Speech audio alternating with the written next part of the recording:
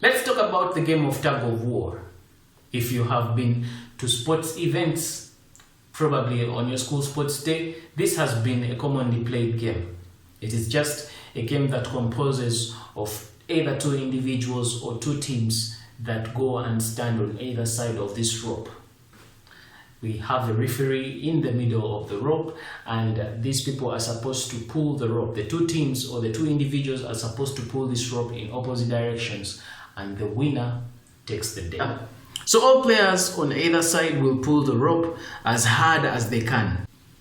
My emphasis here is that both sides of the team are imposing a certain amount of force on the rope. However, at the end of the day, it is the side that is able to pull the rope from the other team that wins the game. When a team wins the game, it simply means that the force they used to pull the rope was so great that it overpowered the force of the opposing team, thereby enabling them to pull the rope to their side. Now let's assume we have team A and then we have team B. Team A uses 1,000 Newton force and team B pulls the rope with 1,200 Newton force. Since team B is using a greater force, this greater force will have to first cancel out the 1,000 Newton force that is being used by the opposing team. When this happens, the excess force, which is 200 Newtons, is what enables team B to pull the rope to their side. This excess force is what we call the resultant force. And so by definition, the resultant force is the net force that replaces the effect of the original forces on the particle's motion. Or you can say that the force that is left over after equal but opposite forces have cancelled out is what we call the resultant force. And so that's it with the definition and explanation of the resultant force. In our next session, we shall be doing a few calculations that relate to the resultant force. Arnold Ramakuremia is my name, and this is Kisembu Academy.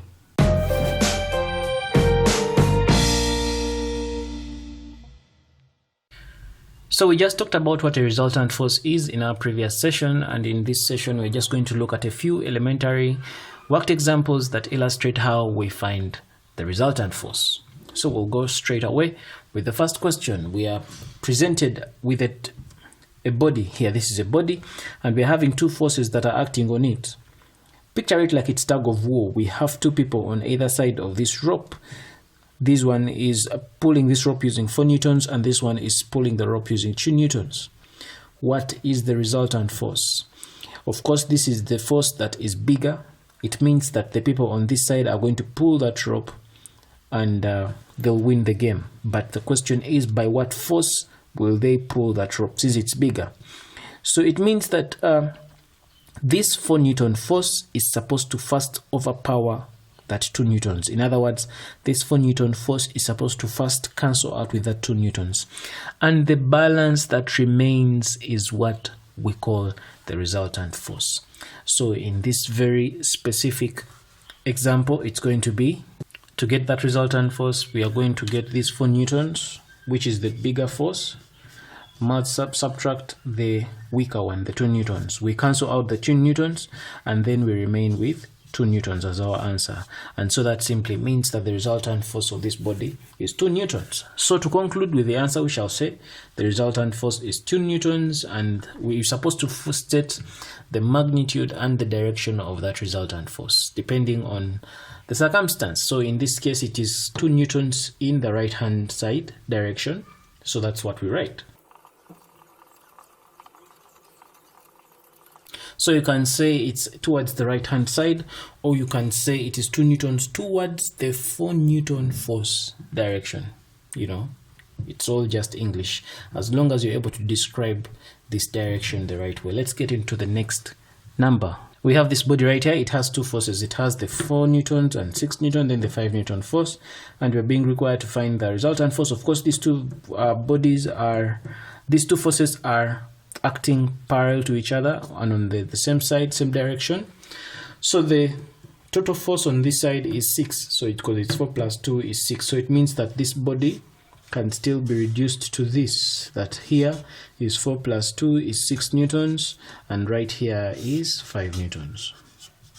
Of course, of the two bodies, this is the bigger force, 6 newtons, so it's going to be 6 newtons minus the weaker one, which is 5 newtons. That's supposed to be cancelled out, and definitely the answer is going to be 1 newton. And so it means that the resultant force is 1 newton and its direction is towards the right hand direction.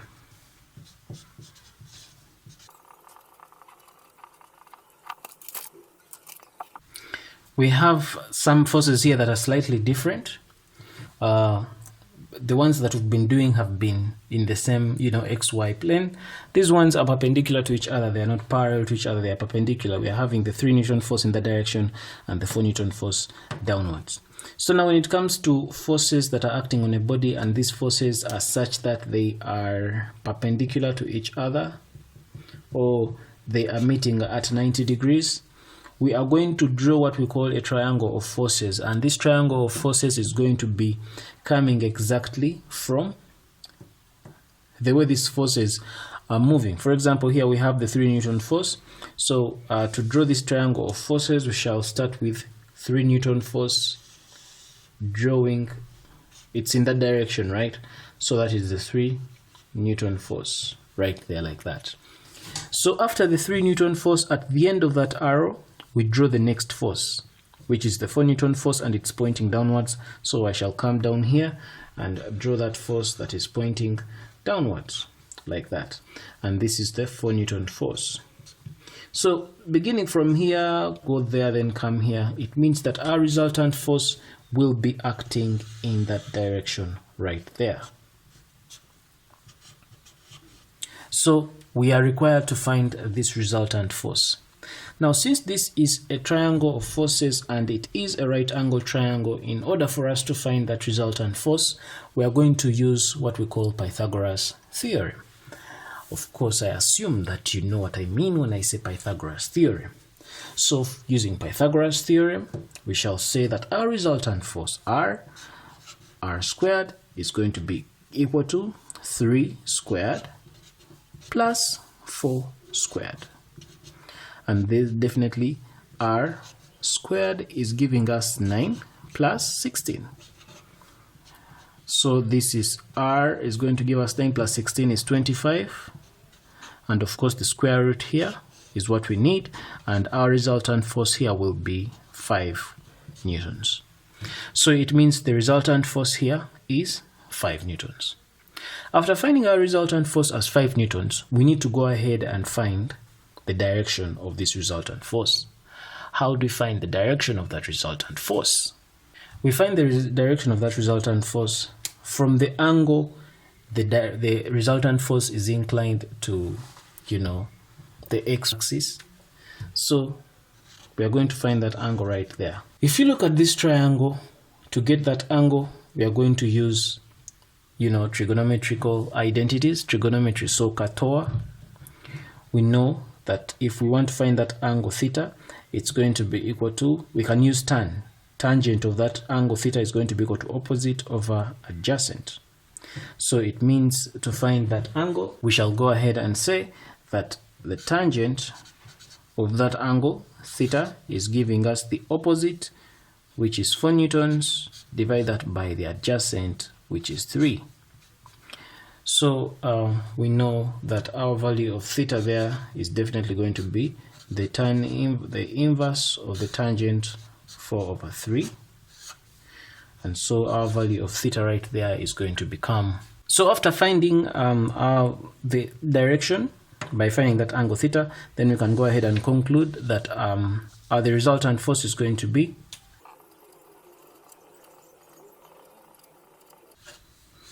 it's acting at 53.13 degrees, but that 53.13 degrees is below the 3 Newton force.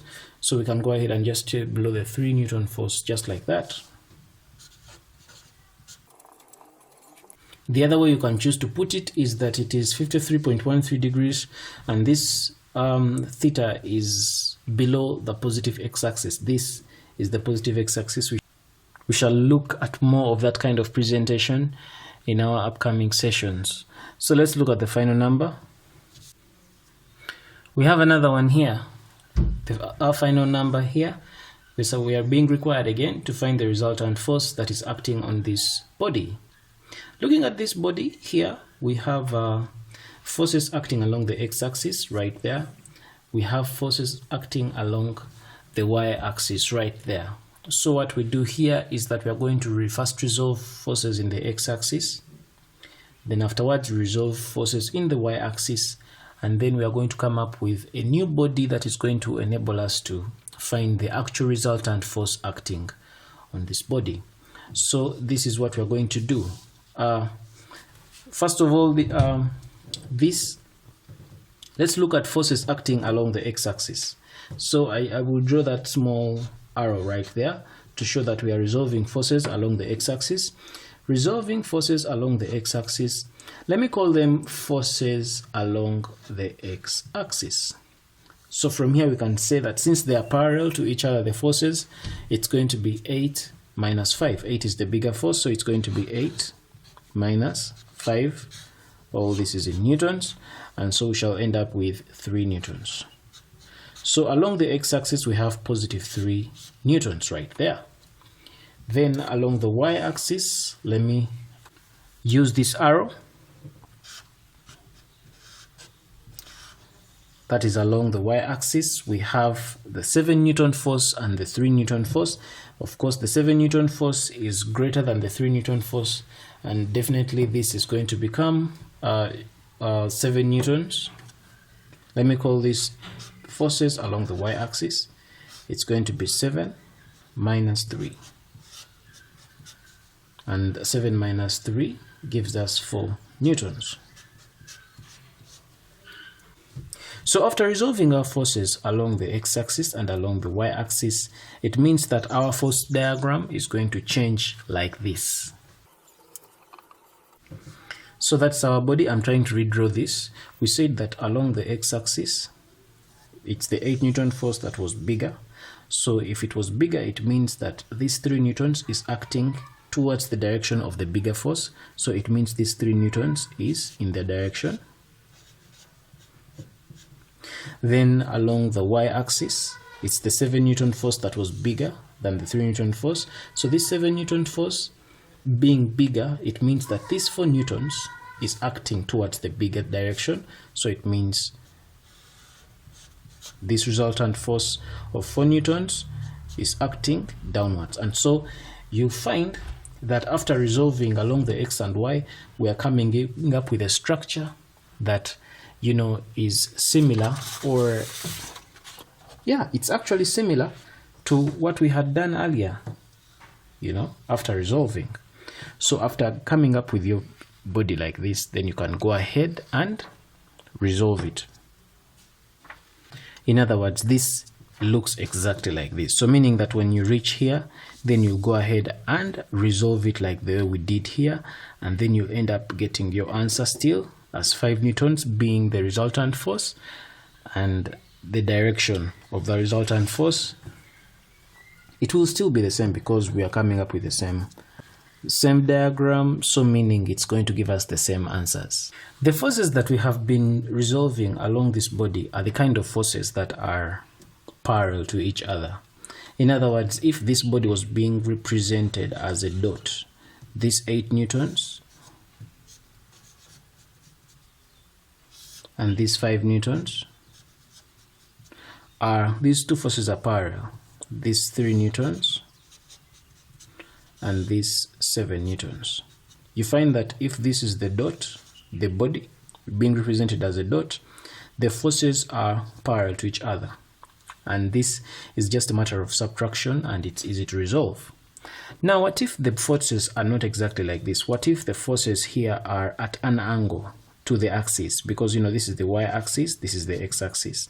What if we are dealing with forces that are not exactly parallel with the axis?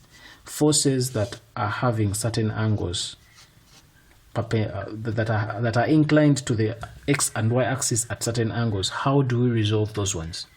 Well, that is what we are going to look at in our upcoming session. This brings us to the end of this session. Thanks for watching. My name is Arnold Ronga Kuramya, and this is Kisembo Academy. Take care.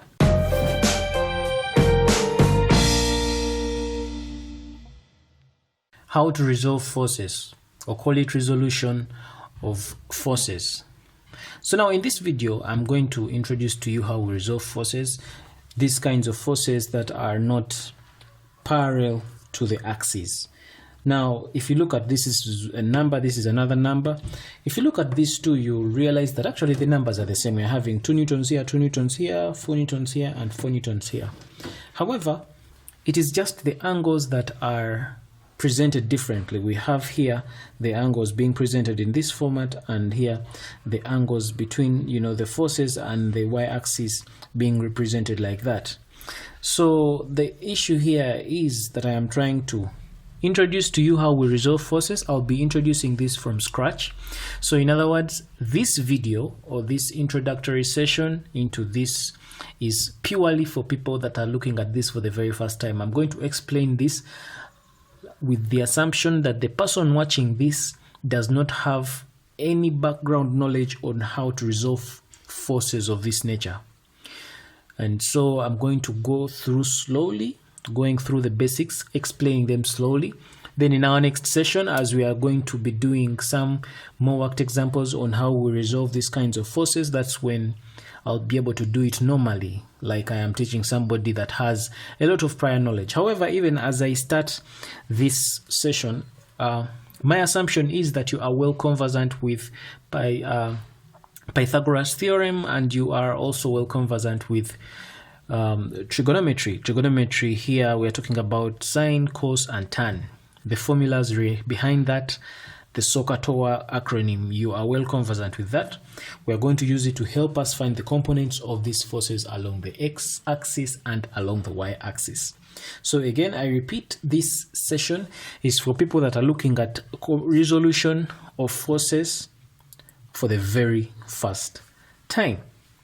So let's get started with the session. I said it's the same number, but there's something that I will be pointing out later on how these angles can be different viewed. So let's get started with this one. Now, here we are being required to resolve those forces, and we have the 2 Newton force and the 4 Newton force acting on this particle that is right there at the origin, at the center. So what we are going to do here is that we are going to first resolve forces along the x-axis for both. Then we are going to resolve forces along the y-axis. And then afterwards, then we are going to form what we call a triangle of forces. And then when we form the triangle of forces, then we shall go ahead and use Pythagoras theorem to find the resultant of those forces. Then from finding the resultant of the forces, then we shall be able to find the direction of the resultant force. So getting started, we are resolving along the x. So I go ahead and write that arrow to show that I am resolving along this axis, the x-axis.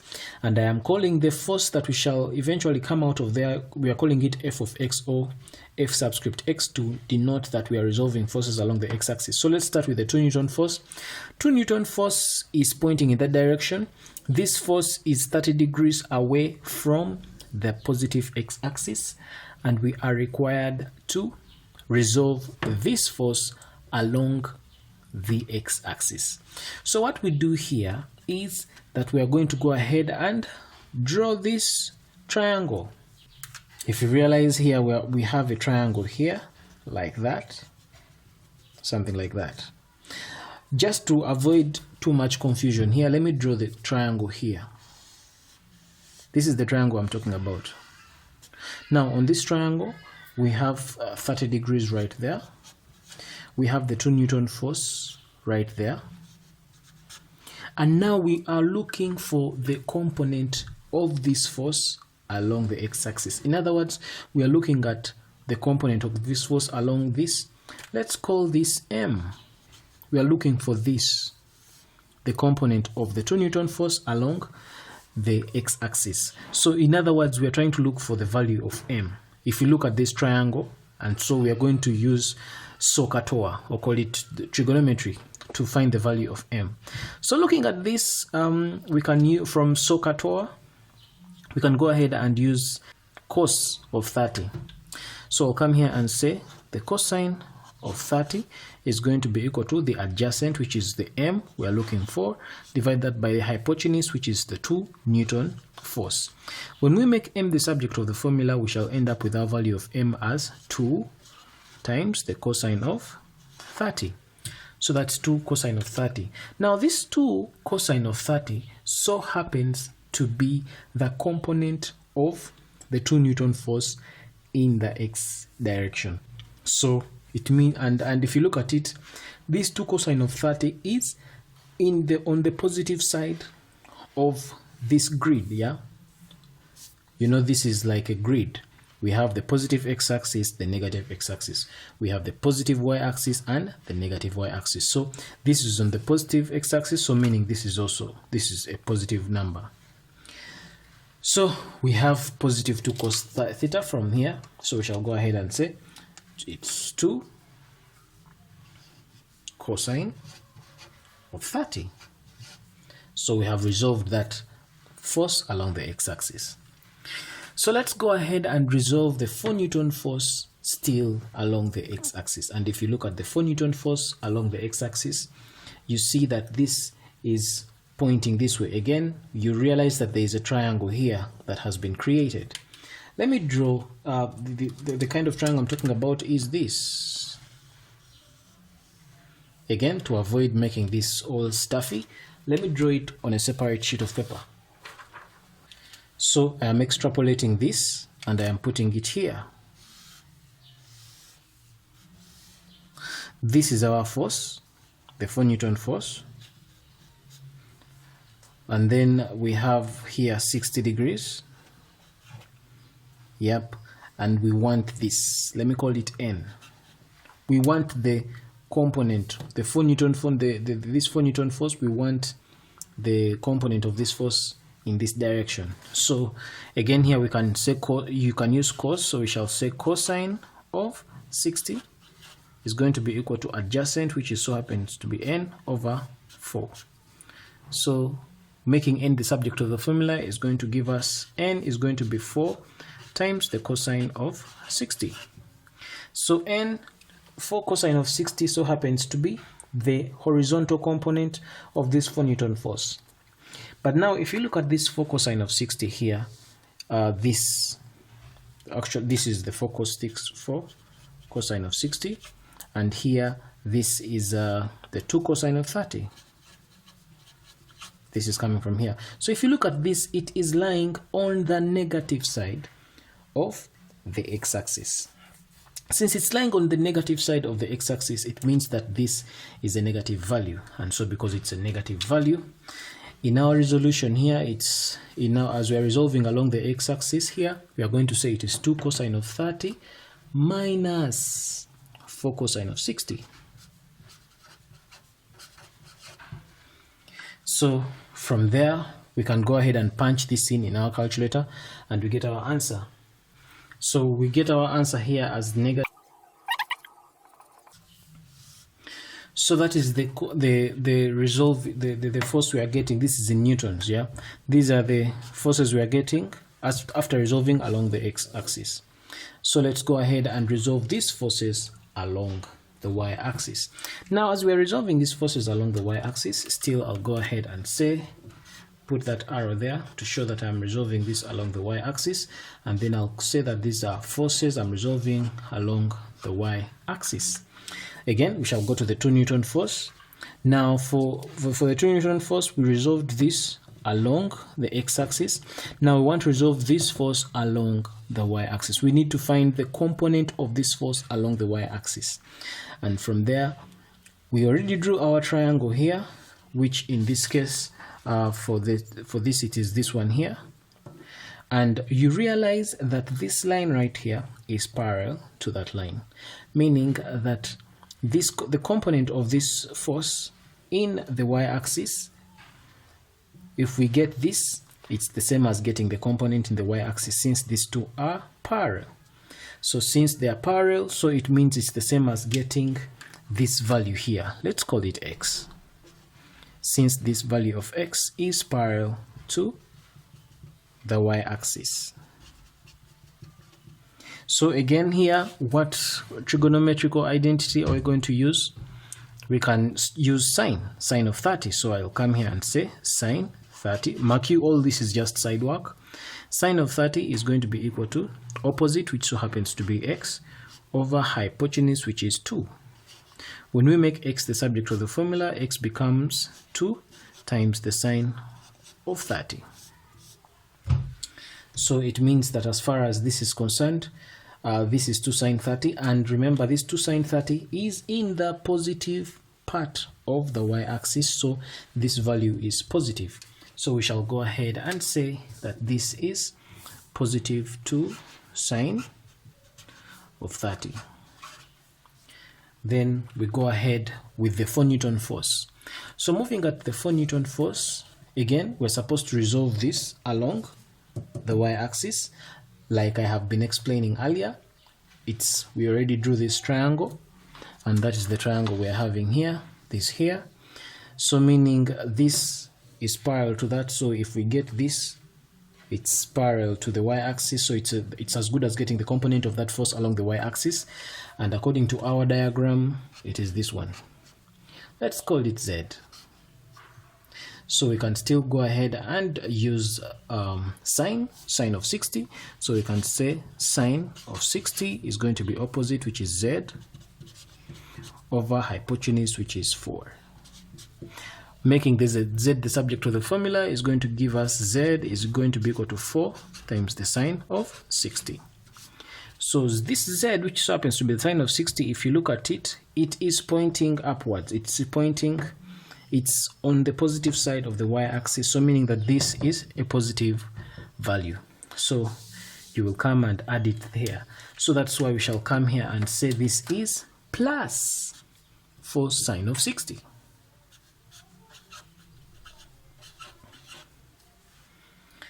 So we go ahead and punch this in our calculator and get our answer.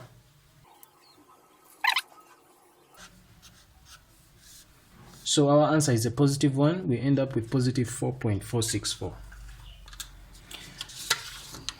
So from what we can see here, we have resolved our forces along the x-axis, and we're able to get this value. And we're able to get our forces resolved along the y-axis, and we're able to get this value in newtons. So the next step is to create our triangle of forces so that we are able to eventually find the resultant force. So let's get to it. So from what we got, when we resolved our forces in the x direction, we got a negative value. This negative value simply means that our forces are in the negative direction. If this is our center, this is the negative x direction, this is the positive x direction. So this force is acting in that direction. So it means that this is going to become 0.26794. It's happening in the negative. So there is no need to put negative here because it's already being indicated here. That's in the negative direction. So then after doing that, then we move on to our y force. It's positive 4.416. So meaning that it's moving in the positive direction. So meaning it's going to be moving upwards in the positive x direction. So from here, the positive x direction is there. So it means this is 4.464. So this positive and that negative are simply showing us the direction of the forces. So meaning that if it started from here, moved in the negative x direction, then it moved in the positive x direction, our resultant force is this from the start to where it all ends. That is our resultant force. So after finding knowing that our resultant force is in that direction, so we should go ahead and find it. Since this is a right angle triangle, we can go ahead and find it using Pythagoras theorem. So we know that in this case it's going to be this squared plus that squared is going to be giving us that squared. So we go ahead and start our calculations by saying that our resultant force, which is r squared, is going to give us this squared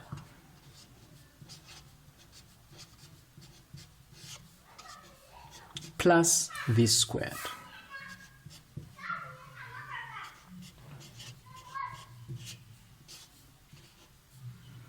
So we shall end up with our value r squared. When we add, put this in the calculator, we add, we shall end up with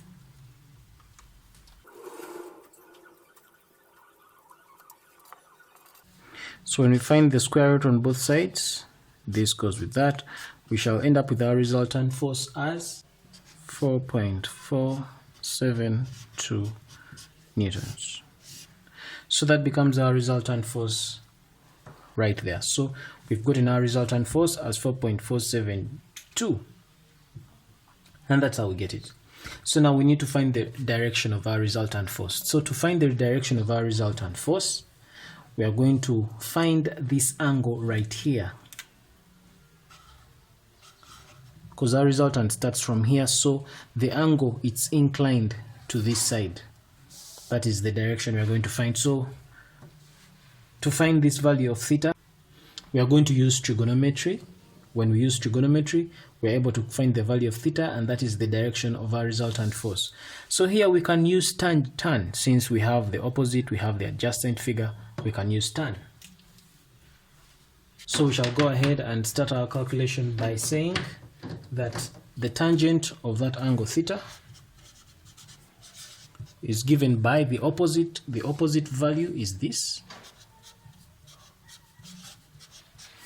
Divide that by the adjacent, which is 0.26794. So our value of theta there is tan inverse of 4. So when we punch that into the calculator, we shall end up with 86.57 degrees. So now that we have gotten our resultant force, and we have also been able to get our angle theta, the direction of the resultant force, then we shall go ahead and conclude. So this is how we conclude. We shall say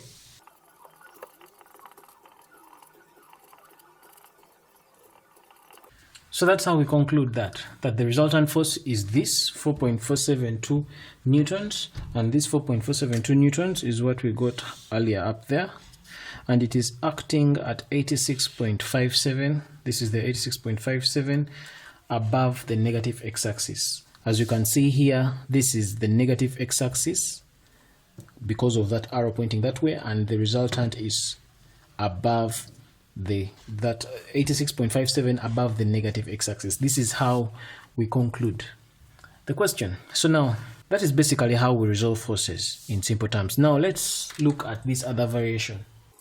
I'd like to bring this variation. This is our original question. The question is the same, but the difference here is that instead of giving us these angles right here the way they are, they've instead given us these other angles.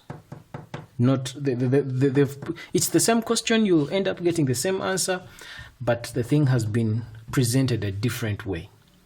So how do you tackle this? Now, of course, for some of you it's obvious, but let me explain it for some of those that might get confused with this. Again, the interpretation is pretty much the same. Because if you want to stick with using just these angles that have been given, well, you could go ahead and draw your triangles differently. So it means the triangles here that we are going to use are going to differ. This is how they'll be like. So looking at this number, you realize that our triangle, for example, here for when we're resolving this, because we are having this angle here, instead of our triangle being here like the way it was in the previous session, instead this time around we shall be drawing it up here. It will come up like this. So if I'm to extrapolate this, our triangle will look something like that. And so here is 60 degrees. This is the 2 Newton force.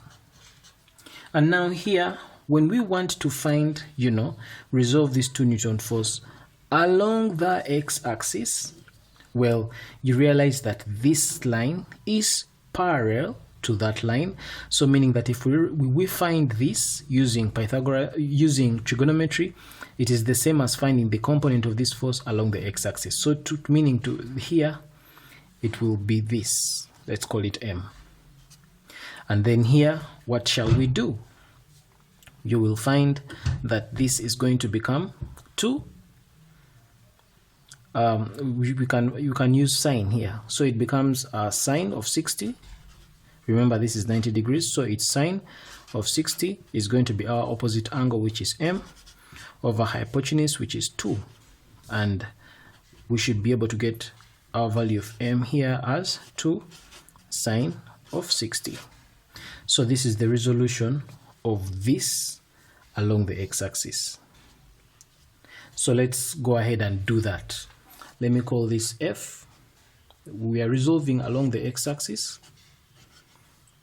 Our forces in the x-axis are going to be that. It's going to be 2 times the sine of 60.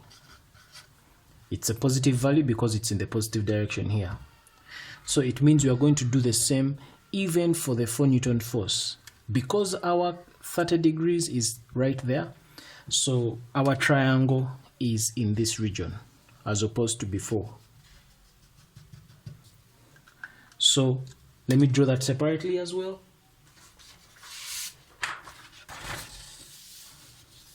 Drawing that separately on this piece of paper.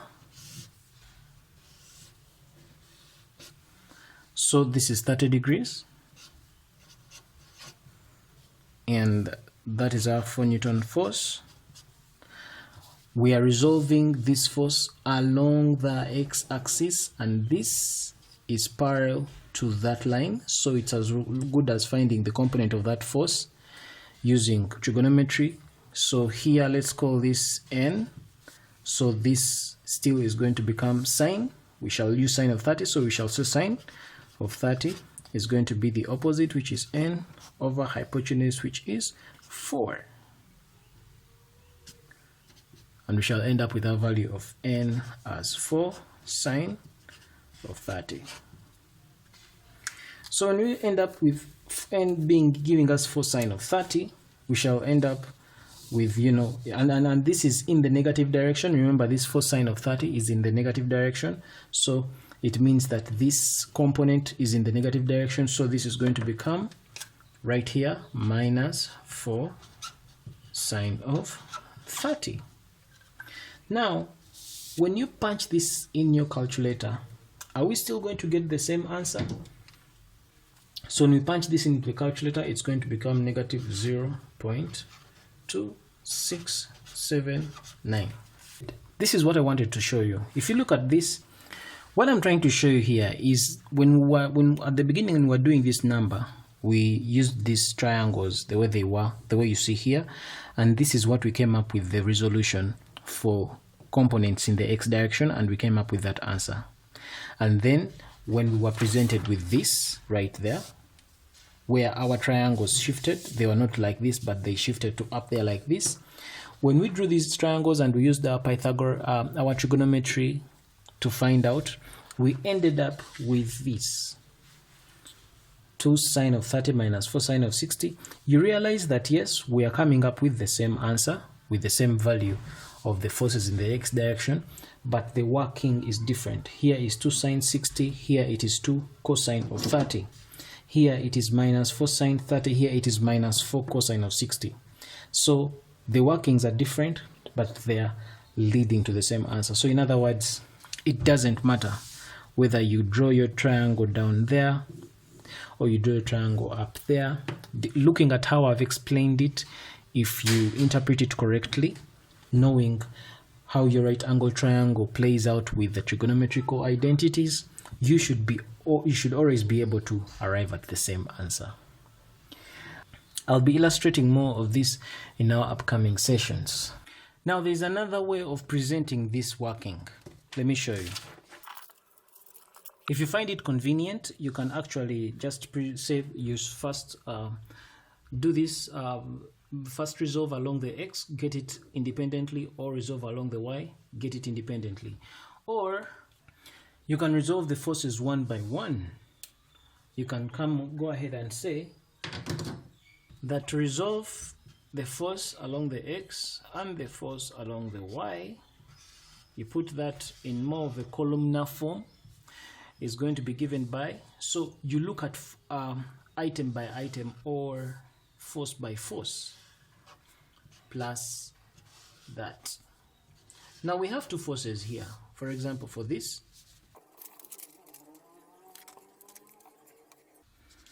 we look at the 2 Newton force. We look at force by force. Let's look at the 2 Newton force. So looking at the 2 Newton force, we put the x component up here and the y component here for the 2 Newton force. Then we shall come here and put the x component for the 4 Newton force here, then the y component for the 4 Newton force down here. That's how we'll do it. This is another way of approaching it. So let's look at the component of the x Newton force up here.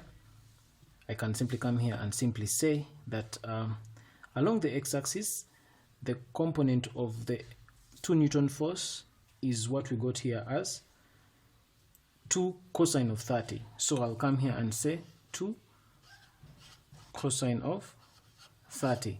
And this 2 cosine of 30 it's in the positive direction, so that's why it's positive right there. And then along the y, for the 2 Newton force, along y, it is 2 sine of 30. This 2 sine of 30 is what is here. The 2 cosine of 30 we got is what is here. So 2 sine of 30, we'll come and put here 2 sine of 30. And of course, this 2 sine of 30 is in the positive direction. Then we come to the 4 Newton force. When we come to the 4 Newton force, we are going to do the same thing. When we do the same thing along the x is in the negative direction. So it's going to be negative 4 cosine of 60, just like we did here, 4 cosine of 60 right there. So it's going to come here minus 4 cosine of 60. And along the y-axis, resolving along the y, it's in the positive direction. It is 4 sine of 60. So this is 4 sine of 60.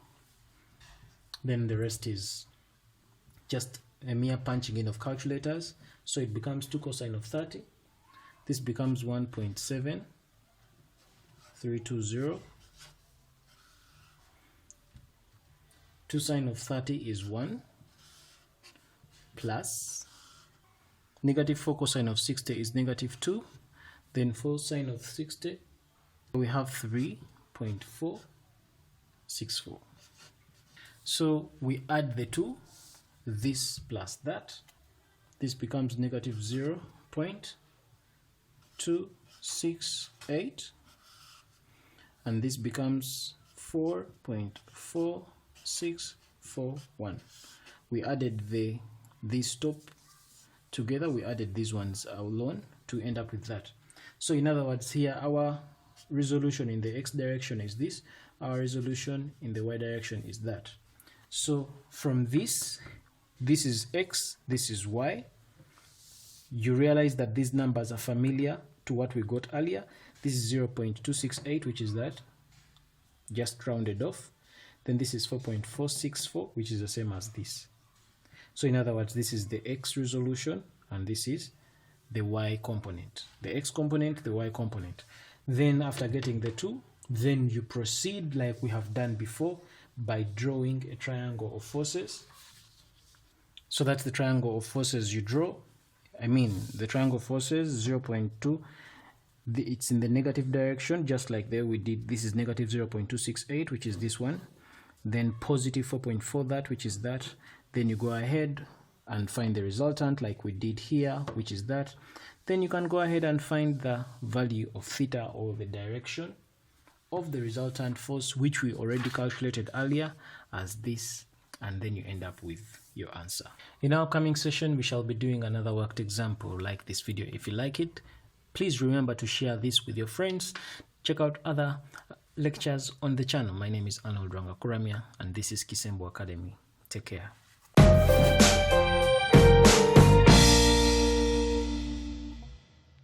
So here we go again. We are required to find the resultant force that is coming out as a result of all these forces that are acting on this particle right here. In our previous session, I was able to introduce to you how we resolve forces, and so in this one, we'll get straight into the working. So we shall go ahead and use the columnar format. So right here, we shall call this the forces that I'm going to resolve along the x-axis, and the forces I'm going to resolve along the y-axis, This is how it's going to look like. This is going to be equal to. Now we're going to look at force by force, and we will resolve each force along the x component and along the y component. So let's start with the 1 Newton force. Resolving the 1 Newton force along the x component. In the x component, it is 0. This 1 Newton force has no component in the x direction, so we shall put there as 0. And then along the y, definitely it is 1, and it is positive 1 because it is on the positive side of the y-axis. So along the y, it is 1. Plus, let's resolve the 2 Newton force along the x-axis. The 2 Newton force along the x-axis, it is 2 cosine of 30. And of course, definitely the 2 cosine of 30 is positive because this is in the positive side of the x-axis. And then along the y component, this 2 Newton force along the y component, along this, it's in the positive side of the y-axis. It is 2 sine of 30. We proceed. We add. We go on to the 3 Newton force. If you look at the 3 Newton force, it is along the x-axis. It's in the positive side of the x-axis, this component in the x-axis, so it is going to be 3 cosine of 40. And then along the y-axis, this is it's pointing downwards, so it's going to be 3 sine of 40. But it's a negative value because it's pointing in the negative side of the y-axis. Then finally, we look at the 4 Newton force. The 4 Newton force along the x-axis, it's pointing in the negative side of the x-axis, so it's going to be 4 cosine of 60 in that direction. So it's going to be minus 4 cosine of 60, like that. And then still along the resolving this along the y-axis, still it's downwards, it's in the negative side of the y-axis, so it's still going to be a negative figure, so it's negative 4 sine of 60.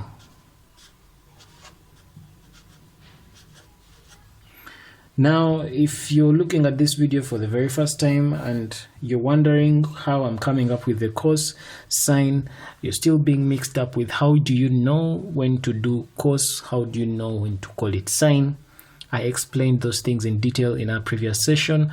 I'm not going to repeat myself.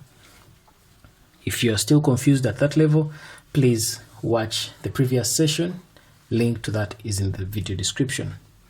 So after doing this, then we shall simply go ahead and add up the values of x alone and then the values of y alone. And this is what we come up with. So when we add up the ones that are at the bottom, we end up with negative 3.39. So in other words, our forces resolved in the x direction are this, and then the forces resolved in the y direction are that. So after finding that, then we go ahead and draw our triangle of forces to help us to find the resultant force. So let's draw our triangle of forces right here. So this is going to become, we have positive 2. So meaning that this value of this resolution of forces in the x direction is in the positive, it's on the positive side of the x-axis, and so we are going to draw our arrow in the positive side of the x-axis like that. So this is going to become like that right there, and this is going to be 2.0301. Then we have negative 3 point that. This, so in the y direction the resolution was in the negative, so it's downwards, negative 3.392 in the y direction. So that's why we draw our arrow like that, and this is going to be let me write it here like this, negative 3.3925, like that. So when you draw that like that, you realize that our resultant force, of course, the line is moving downwards like that. This is the beginning, it's moving up to there, so that's right there. So meaning that is our resultant. We are supposed to find the resultant, and also we are supposed to find the angle or the direction of our resultant force. So let's get started with the calculations for the resultant and the direction of the resultant. So from here, we can go ahead and get our resultant using Pythagoras theorem. Remember, this is a right angle triangle, so we can use Pythagoras theorem. We can say that r squared is going to be equal to this 2.0301 squared plus this 3.3925 squared. By the way, this negative just shows the direction. It's simply showing us that the force is in the downward direction. Otherwise, even if we do not include it, even if we square it, we are still going to get a positive value. So going ahead to find our resultant here, then we punch this in our calculator. So we end up here with 15.63. When we find the square root, we end up with our resultant force being 3.95. So that's our resultant force. So after getting our resultant force as 3.95 newtons, it's time for us to go ahead and find the direction of our resultant. Now, if you look at this, this is a right angle triangle, so we can use trigonometry to find the value of theta. So we shall use tan. Tan of theta is going to be the opposite over the adjacent. So its opposite is this, opposite of adjacent. So the tangent of theta is going to be our opposite, which is 3.3925. Divide that by the adjacent, which is 2.0301. So our answer here is 59.103. So from this, we shall conclude by saying that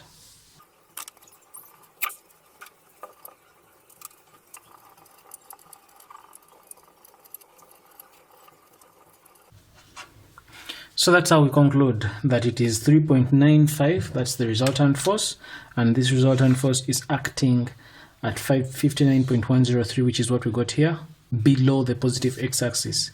As you can see, this from our triangle here, this is the positive x-axis, and the resultant force is acting below it. It's acting at a certain angle theta below the positive x-axis, and so that's how we conclude our resultant force.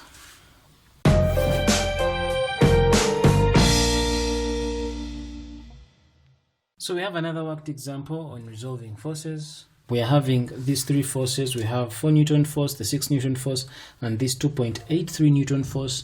They are all acting on this point that is at the origin, and we are being required to find the resultant force. So again, here we are going to resolve these forces. We are going to find the resultant force along the x. Then we find the resultant force along the y. Then after finding the resultant force along the x and the y, we are going to go ahead and draw a triangle of forces to help us locate where the resultant force is passing, and then we'll go ahead and use Pythagoras theorem to find the resultant force, and thereafter find the direction of the resultant force. So we'll get started by resolving these forces along the x-axis. So to resolve these forces along the x-axis, again, I will draw that arrow to show that I'm resolving along the x-axis, and then I'll be like, now along the x-axis, let's go for force by force, resolving along the x-axis. Now, when we are resolving these forces along the x-axis or along the y-axis, we do so using trigonometrical identities, that is, we use SOHCAHTOA. I am not going to explain where you will use cos or where you'll use sine. I explained that extensively in an earlier session. Link to that session is in the video description. So right here, I am assuming that by the time you're watching this, that you are familiar up to that level. You know how to use the SOHCAHTOA to resolve these forces. So here we go. We'll start with this. So this one, we have this force right there. So we're resolving this along the x-axis right there. So this is going to become 2.83 newtons. So along the x we have 2.83, and this is going to be sine of 45. This is positive because this is happening in the positive direction. Then we go to this this is 6 newtons, this 6 newtons force resolving this along the x-axis. Remember, it is still in the positive side of the x-axis, so it's going to be a positive value. So I'm going to say it is plus 6 times the cosine of 30 degrees. Then we have this one here.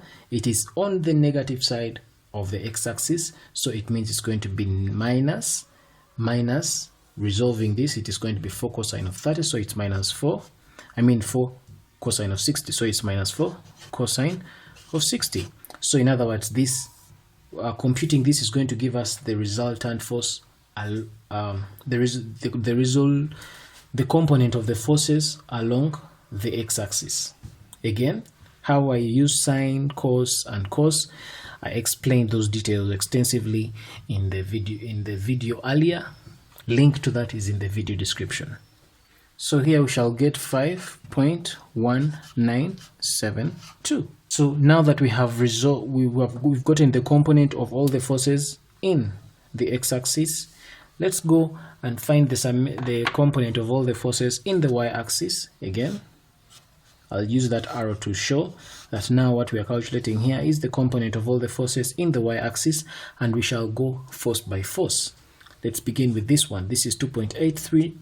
Resolving this along this axis is going to be 2.83 cosine of 45, and of course this is positive because it's on the positive side of the y-axis. Then we have this 6 Newton force, resolving it along the y-axis. Remember, this is now on the negative side of the y-axis. Because it's on the negative side of the y-axis, so we shall say minus 6 sine of 30. Same thing here, this force is on the negative side of the y-axis, it's below, so it's going to be still, we shall say minus 4 sine of 60. And so when we compute this in our calculator, we end up with a negative value. The answer is negative 4.462. So along the x we have this, it's a positive value. Along the y we have this, it's a negative value. So from this we go ahead and draw our triangle of forces.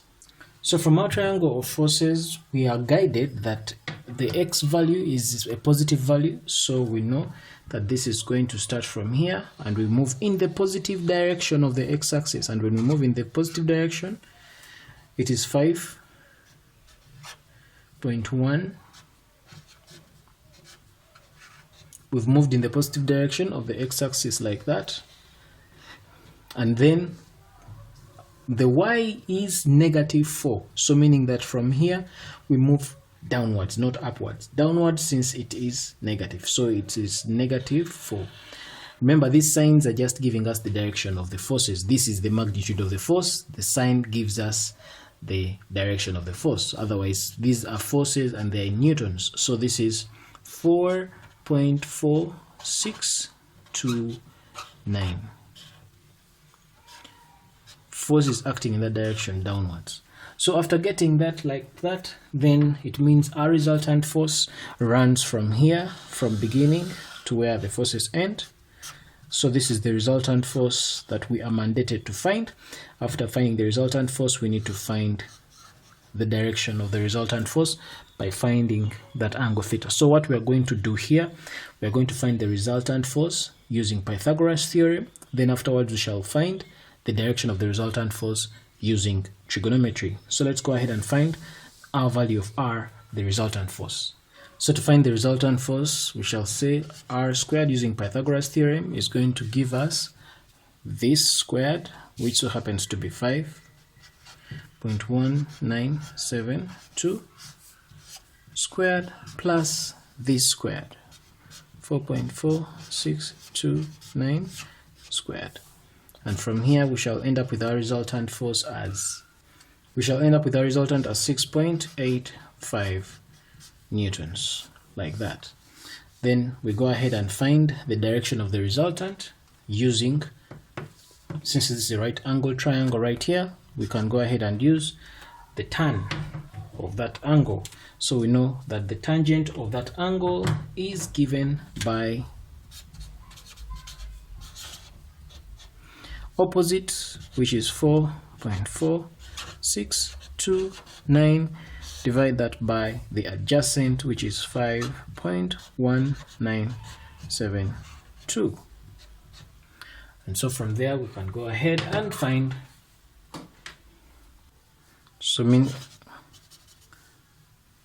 find theta, which is tan. So our answer here will be, so from here we shall conclude by saying,